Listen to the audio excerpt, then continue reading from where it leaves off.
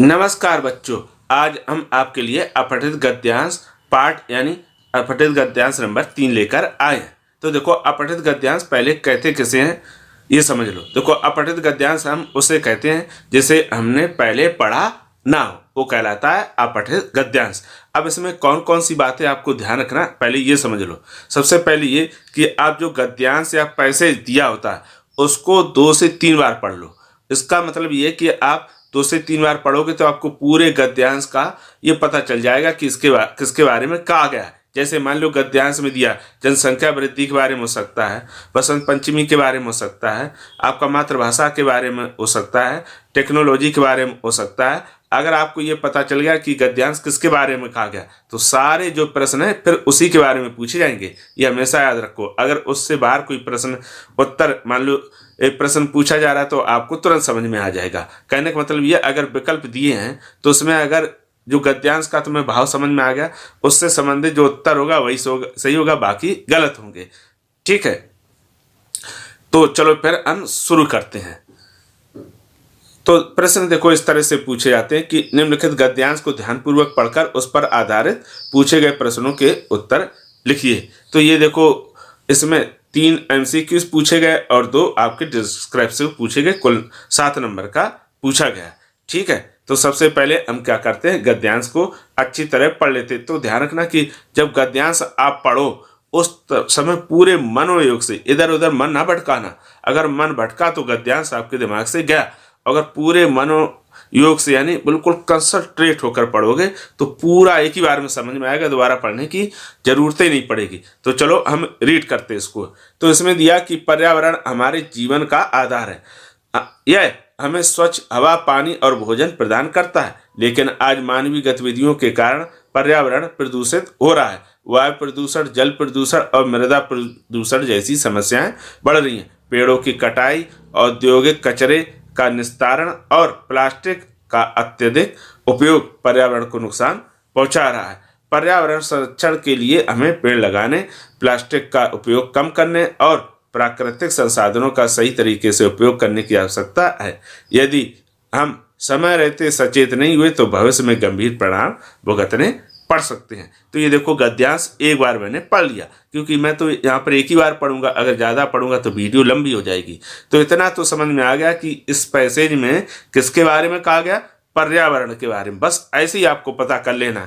अब जितने भी प्रश्न होंगे वो सब पर्यावरण से संबंधित होंगे, और पर्यावरण के बारे में तो आपको पहले से भी पता है और यहाँ पढ़ लिया तो आपको और जानकारी होगी। अब आसानी से अब उत्तर लिख पाओगे। तो चलो फिर शुरू करते हैं। तो देखो, ये प्रश्न के ये आपके विकल्प दिए हैं।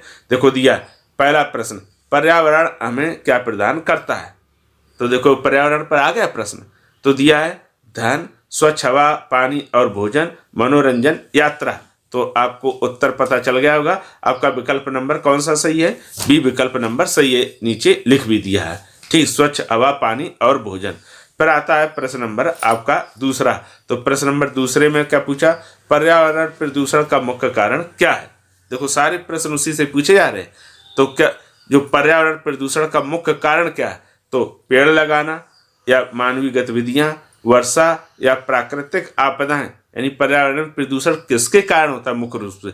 तो आपको पता चल गया होगा कि इसका विकल्प नंबर बी हमारा सही है, यानी मानवीय गतिविधियां बी। अब मानवीय गतिविधियां यानी हम ही आते हैं जिसमें हम क्या कर रहे हैं, मोटर, गाड़ी, पेड़ खूब चला रहे हैं, है ना, उससे प्रदूषण हो रहा। प्लास्टिक का उपयोग कर रहे, कचरा बहा रहे, पेड़ काट रहे। तो ये सारी मानवीय गतिविधियां कहलाती हैं। उसके बाद आता है प्रश्न नंबर तीसरा। तो प्रश्न नंबर तीसरा में दिया, पर्यावरण संरक्षण के लिए क्या आवश्यक है। यानी पर्यावरण का संरक्षण के लिए क्या आवश्यक है। अब पर्यावरण अगर आपके मन में आए क्या होता है, तो हमारे चारों ओर का जो आवरण है वही तो पर्यावरण है। तो विकल्प दिया कि पर्यावरण संरक्षण का आवश्यक क्या, प्लास्टिक का अधिक उपयोग करें, पेड़ लगाना, प्रदूषण बढ़ाना या प्राकृतिक संसाधनों का दुरुपयोग। तो इसका सही उत्तर आपको समझ में आ गया होगा कि बी विकल्प सही है, पेड़ लगाना, और वही उत्तर नीचे लिखा है। अब आता है प्रश्न नंबर आपका 4। तो प्रश्न नंबर 4 कैसा है, डिस्क्रिप्टिव है। तो दिया पर्यावरण प्रदूषण के कारण उत्पन्न होने वाली समस्याओं का वर्णन कीजिए। यानी पर्यावरण के कारण जो समस्या उत्पन्न होती हैं उनको लिखना है। ठीक, तो शुरू कर देते हैं, फिर उत्तर लिखना। तो उत्तर इस प्रकार से रहेगा। उत्तर लिखेंगे, पर्यावरण प्रदूषण के कारण कई समस्याएं उत्पन्न हो रही हैं। अब बता दो कौन कौन सी हो रही, चाहो तो इसको बिंदु में लिख सकते हो।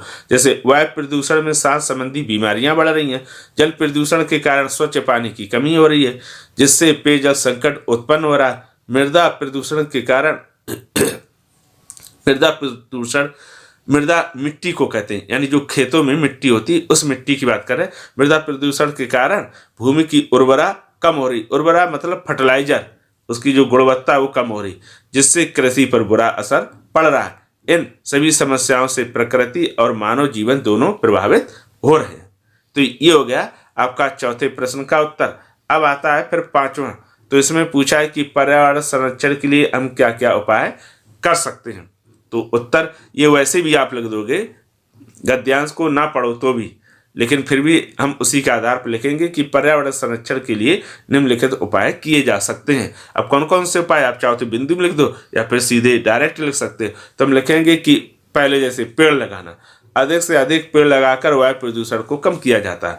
दूसरा, प्लास्टिक का उपयोग कम करना, यानी प्लास्टिक के स्थान पर कपड़े या जूट के थैले का उपयोग हमें करना चाहिए।